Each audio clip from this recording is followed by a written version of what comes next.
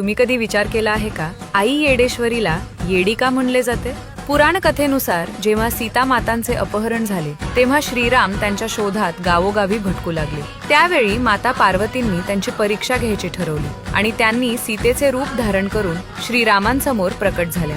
परंतु श्रीरामांनी माता पार्वतींना क्षणातच ओळखले आणि म्हणाले, तू सीता नसून माझी व्याकुळता पाहून धावून येणारी माझी वेडी आई आहेस. तेव्हापासून माता पार्वती आई येडेश्वरी म्हणून ओळखली जाऊ लागली. त्यानंतर मातेने याच ठिकाणी वास्तव्य केल्यामुळे हे एक जागृत शक्तीपीठ मानले जाऊ लागले.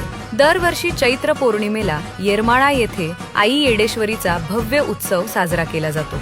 येथे चुनखडी वेचण्याची एक विशेष परंपरा आहे. आईची पालखी एका अशा ठिकाणी नेली जाते जिथे वर्षभर विस्तीर्ण परिसरात फक्त काळीभोर माती दिसते. पण जेव्हा पालखी त्या ठिकाणी पोहोचते तेव्हा जमिनीतून आपोआप चुनखडे बाहेर येतात. याच चुनखडीने आईचे मंदिर रंगवले जाते आणि देवीच्या डोंगराची भव्य प्रदक्षिणा घातली जाते. म्हणूनच आई येडेश्वरीला भक्तांसाठी तळमळणारी आणि प्रेमाने वेडी होणारी देवी म्हणतात.